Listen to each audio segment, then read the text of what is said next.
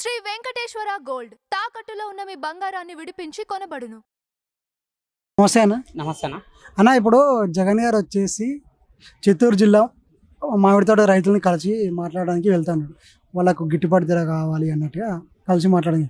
అయితే దానికి పోలీసు వాళ్ళు ఇచ్చిన కండిషన్స్ ఏంటంటే ఓన్లీ 500 మందితో మాత్రమే వెళ్ళండి అని చెప్పేసి అన్నారు.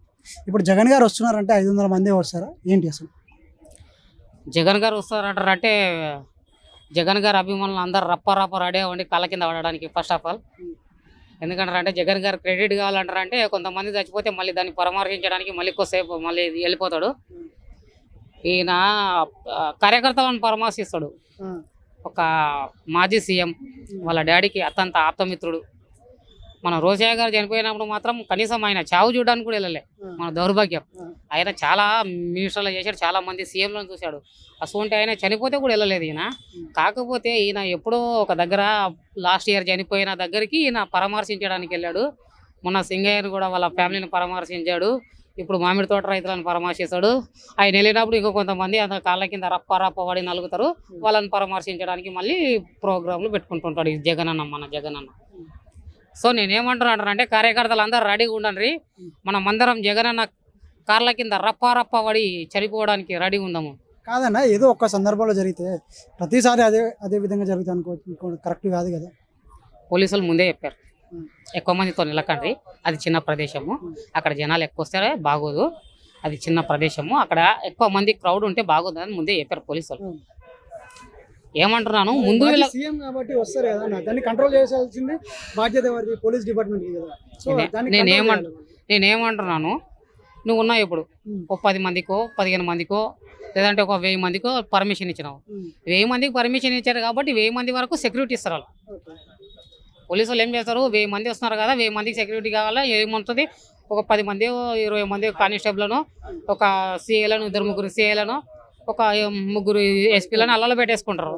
మీరు తీసుకోపోయి కర్లకిల్ల నలిపేసేసి అంత పెద్ద హంగామా చేస్తారని వాళ్ళకి తెలియదు కదా. సరే, ఇప్పుడైతే మరి ఇంతమందికి అయితే తెలియదు, బట్ ఇప్పుడైతే తెలిసింది కదా.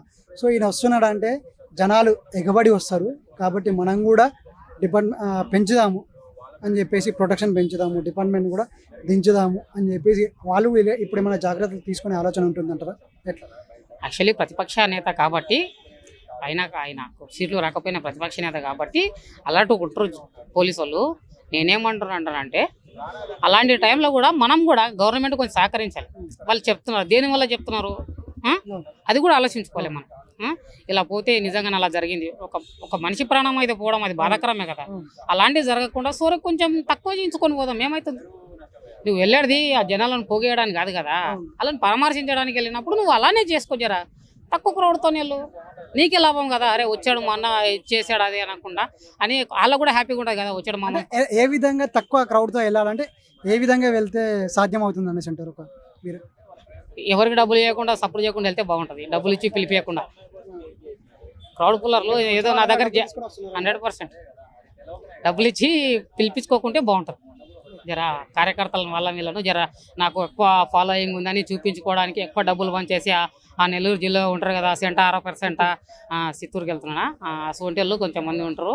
అలాంటి వాళ్ళు కొంచెం డబ్బులు చేసేసి బైక్ల మీద పెట్రోల్ చెప్పారు కదా, వాళ్ళు కూడా 400 పెట్రోల్ కొట్టించాడు మాకు, ఇక్కడ తిరగమన్నారు అని చెప్పేసి డైరెక్ట్ వాళ్ళే చెప్పారు. అటువంటి కాకుండా నార్మల్గా జెన్యున్గా వెళ్ళే పీపుల్ ఒక్కరు వస్తే సరిపోతుంది, ఇట్లా పెట్రోల్ గిట్రోల్ కొట్టించుకోకుండా పోయే జనాలు కాకుండా అయితే.